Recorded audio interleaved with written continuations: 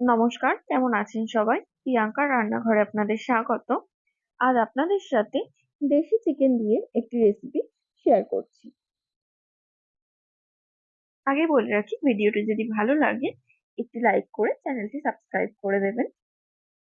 চলুন কথা না বাড়িয়ে রেসিপিটি শুরু করা যাক।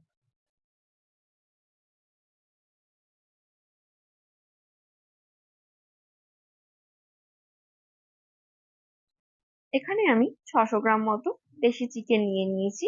ভালো করে ধুয়ে নিয়েছি। এবার এটাকে লবণ, হলুদ ও কিছুটা পরিমাণে টক দই দিয়ে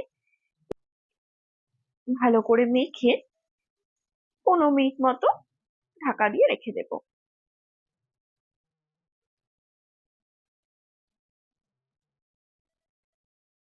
আমি আজকে কোনো রকম প্রেসার কুকার ব্যবহার করব না, পুরোটাই কড়াইতে করব।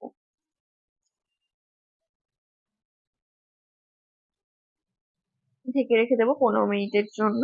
এদিকে আমি 5টা মতো আলু ছাড়িয়ে নিয়েছি। এগুলোকে 2 টুকরো করে জলে দিয়ে দেব। জলে কিছুক্ষণ রেখে দেব যাতে আলুটা কালো না হয়। এদিকে নিয়ে নিয়েছি 5টা গোটা পেঁয়াজ। পেঁয়াজগুলো ভালো করে চোখলা ছাড়িয়ে নিয়েছি। এবার খুব বেশি পাতলা নয়, একটু মোটা মোটা করে পেঁয়াজগুলোকে কাটবো।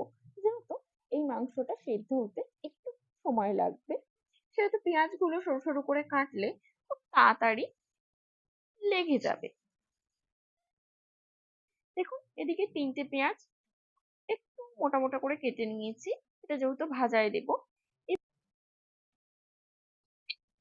2টো পেঁয়াজ পেস্ট করার জন্য রেখেছি। এদিকে কড়াইয়ে তেল গরম করে নিয়েছি।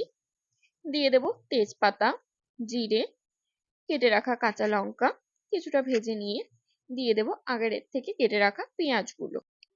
পেঁয়াজগুলো খুব বেশি ভাজবো না, হালকা করে ভেজে নেব।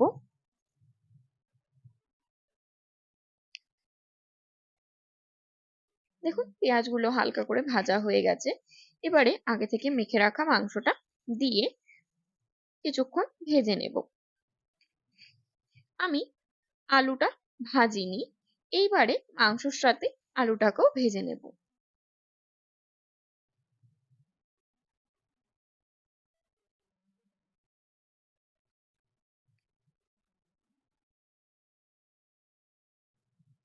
এই মাংসটা যেহেতু সেদ্ধ হতে সময় লাগে, তার জন্যই একেবারে আলু মাংস দুটো একসাথে ভেজে নিচ্ছি।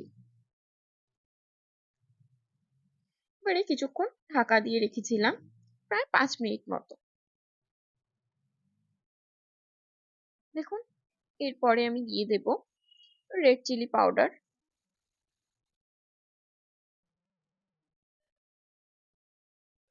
এটা দিলে কালারটা একটু অন্যরকম আসে। এবারে দিয়ে দিলাম পেঁয়াজ বাটা। পেঁয়াজ বাটা দিয়ে আবারও কিছুক্ষণ কষিয়ে নেব।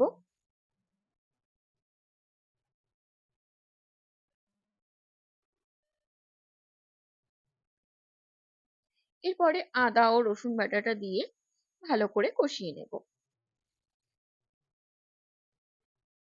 এরপর কেটে রাখা টমেটো গুলো দিয়ে দেব।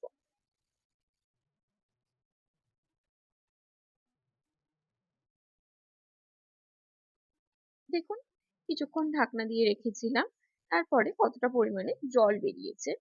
এবারে আর একটু পরিমাণ মতো লবণ দিয়ে দেব।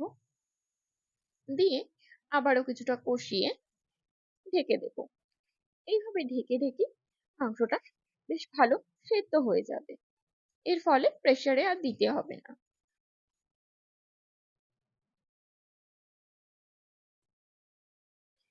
এবারে পরিমাণ মতো জল দিয়ে ঢেকে দেব।